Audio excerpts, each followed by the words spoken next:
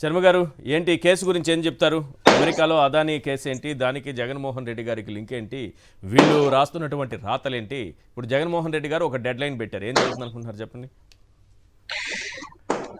దానికి ముందు ఏదైతే రేవంత్ రెడ్డి గారు నేను 100 కోట్లు అదానీ గారికి రిటర్న్ చేస్తున్నా అన్నారో, అంత ఓటుకు నోటు కేసులో రెడ్ హ్యాండెడ్ గా రేవంత్ రెడ్డి గారు దొరికిపోయి ఛార్జ్ షీట్ వేసి జైలుకి వెళ్ళి వచ్చిన వారు ఇది కేవలం అమెరికాలో ఇది ఛార్జ్ షీట్ లాంటిది కూడా కాదు, ప్రిలిమినరీ ఎఫ్ఐఆర్ లాంటిది. అది కూడా ఒక మన ఆంధ్రప్రదేశ్ కి సంబంధించిన ఒక పెద్ద ఆయన అమెరికాలో చాలా రోజులు ఉండి వచ్చిన తర్వాత ఈ సంఘటన జరిగిందండి. అట్లాంటి కుట్ర కూడా ఉందా? ఉన్నారండి. ఆ జో బైడెన్ గారు వెళ్ళిపోతున్నారు అమెరికాలో, ఆయన దిగిపోతున్నారు. అక్కడ కార్పొరేట్ వాళ్ళకి పోటీలు ఉంటాయి. ఆ కార్పొరేట్ పోటీల మధ్య అదానీ వాళ్ళకి అక్కడ ఎటువంటి కాంట్రాక్ట్లు రాకూడదు చేయకూడదు అనే కుట్రతో కార్పొరేట్ కుట్రలో భాగంగా ఏదో ఒకటి కేసు పెట్టాలని చెప్పేసి కేసు పెట్టారు. అట్లా అది కూడా ఏంటి, అది ఎఫ్ఐఆర్ లాంటిది.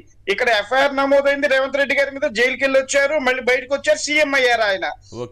ఆయన మీద ఇంకా కేసు జరుగుతోంది. ఆయన మాత్రం సీఎం గా ఉండొచ్చు, కాంగ్రెస్ కి ఉండొచ్చు, వీళ్ళకి ఉండొచ్చు.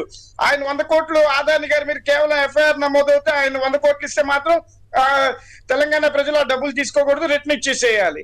మళ్ళీ దాని గురించి ఆంధ్రజ్యోతి వాళ్ళు మాట్లాడరు, ఈనాడు మాట్లాడరు, రేవంత్ రెడ్డి గారు దాని గురించి మాట్లాడరు, ఓటుకు నోటు కేసులో మీరన్న బాబు గారి గురించి మాట్లాడరు.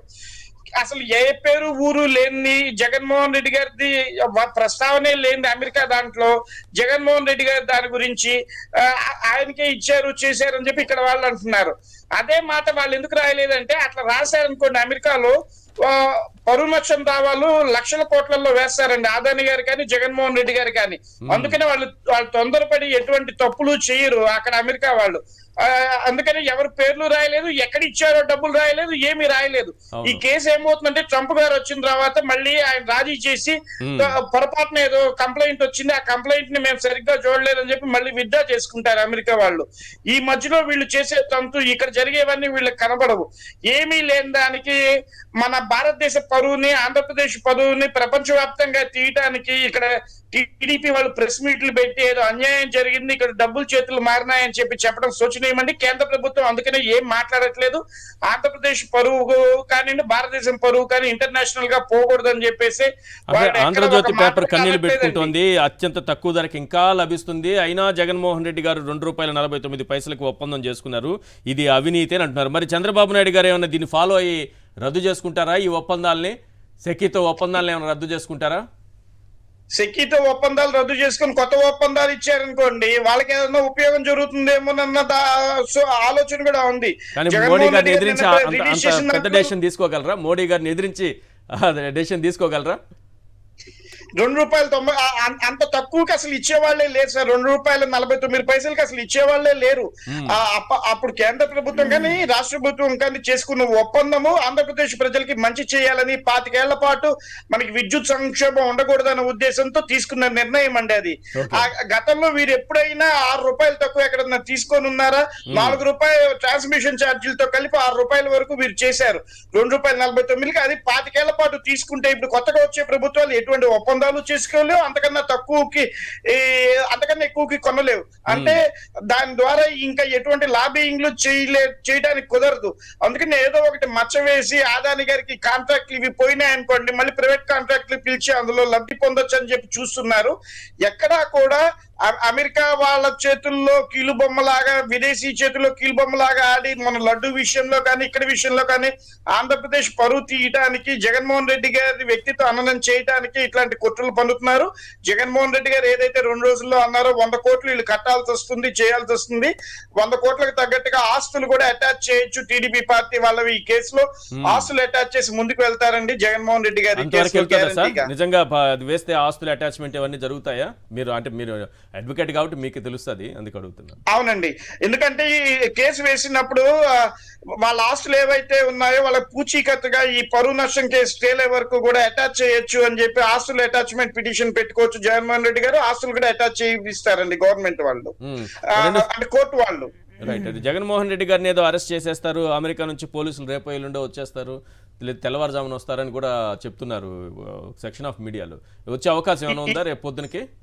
ఇక్కడ నీరవ్ మోడీ అక్కడికి వెళ్ళినప్పుడు మనం ఎట్లా తేలేమో ఎక్స్ట్రాడిషన్ లో ఇక్కడ వాళ్ళని అక్కడ వాళ్ళు ఇక్కడ వాళ్ళని తీసుకెళ్ళటం కుదరదు. ముందు తీసుకెళ్లాలంటే అదానీ గారిని తీసుకెళ్లాలి. అదానీ గారిని తీసుకెళ్లాలంటే కేంద్ర ప్రభుత్వం ఒప్పుకోవాలి, ఆ 7 ఒప్పుకోవాలి. అదానీ గారు నేను లంచం ఇచ్చానని చెప్పి వారు ఒప్పుకుంటే చేస్తే అప్పుడు జగన్మోహన్ రెడ్డి గారి దగ్గరికి వస్తారు, చేస్తారు. అంటే జగన్మోహన్ రెడ్డి గారి పేరే లేదంటున్నారే. అంత మొత్తం ఎన్ని పేజీలు సార్ అది? 54 పేజీల్లో ఎంత వెతికినా పేరు కనపడలేదు. పేరే లేదు, ఎక్కడా పేరే లేనప్పుడు, ఊసే లేనప్పుడు, చేయనప్పుడు ప్రపంచ కుబేరుల్లో ఒకటిగా ఉన్న అదానీ గారి జోలికి వచ్చి చేసి తీసుకెళ్ళటం ఎంత అసాధ్యమో, జగన్మోహన్ రెడ్డి గారిని టచ్ చేయటం కూడా అంత అసాధ్యం అండి. అందుకే కేంద్ర ప్రభుత్వానికి తెలుసు, ఏం మాట్లాడట్లేదు. కేంద్ర ప్రభుత్వం తొందరలోనే ప్రెస్ మీట్ లో దీన్ని తెలియజేస్తారు. మధ్యలో వీళ్ళు టీడీపీ వాళ్ళు జగన్మోహన్ రెడ్డి గారిని బ్రష్ పట్టించాలి, వారిని ఇబ్బంది పెట్టాలని చెప్పి చేసేదే కానివ్వండి, అది కేవలం కేంద్ర రాష్ట్ర ప్రభుత్వాల మధ్య జరిగిన ఒక ఒప్పందమే తప్ప అదానీ గారితో రాష్ట్ర ప్రభుత్వం ఒప్పందం చేసుకోలేదు. అదానీ గారికి జగన్మోహన్ రెడ్డి గారికి మధ్య ఒప్పందం కాదది. అదంతా కూడా వీళ్ళు పన్నే బూటకప్పు నాటకాలే తప్ప ఎక్కడ వాస్తవానికి సత్య దూరంగా ఉన్నాయండి ఇవన్నీ కూడా. ఈ ఒక్క విషయం చెప్పండి ఫైనల్ గా, ఏపీ బీజేపీ నాయకులు ఎందుకు సార్ సైలెంట్ గా ఉన్నారు? ఈ వస్తున్నటువంటి వార్తలు కానీ, చంద్రబాబు నాయుడు గారి స్టేట్మెంట్లు కానీ, వీటిపైన కూటమిలో ఉన్నారు కదా, ఎవరికి డ్యామేజ్ చేస్తున్నారు చంద్రబాబు? ఎవరికి డ్యామేజ్ చేస్తున్నాయి ఈ పేపర్లన్నీ? మోడీ గారికే కదా. రేపొద్దున మళ్ళీ బీజేపీ వాళ్ళు ఏదైనా మాట్లాడి చేశారనుకోండి, బీజేపీ వాళ్ళ మీద పొలు నష్టం దావాలు పడతాయి, చేస్తాయి. మళ్ళీ అదానీ గారు ఏ తప్పు చేయలేదు, కేంద్ర ప్రభుత్వం మధ్యలో ఉంది కాబట్టి వాళ్ళు ఏం మాట్లాడట్లేదు. అనవసరంగా మాట్లాడి ఈ విషయంలో వేలు పెట్టదలుచుకోలేదు. మోడీ గారికి మరకబూసేటటువంటి ప్రయత్నం జరుగుతుంది కదా. సెకీకి మరకబోయడం అంటే మోడీ గారికి పూసినట్టే కదా. మరి ఇక్కడ బీజేపీ నాయకులు, ఏపీ బీజేపీ నాయకులు మాట్లాడాలి కదా, చంద్రబాబు నాయుడు గారు ఆ స్టేట్మెంట్ ని ఖండించాలి కదా, ఈ పేపర్లో వస్తున్నటువంటి వార్తల్ని ఖండించాలి కదా.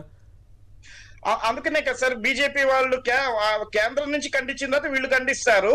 ఈ మధ్యలో వాళ్ళు ఎవరు చేతులు కాల్చుకోకుండా జరిగే వింతని విడ్డూరాన్ని చూస్తూ కూర్చున్నారు బీజేపీ నాయకులు, ఆంధ్రప్రదేశ్ బీజేపీ నాయకులు. రైట్.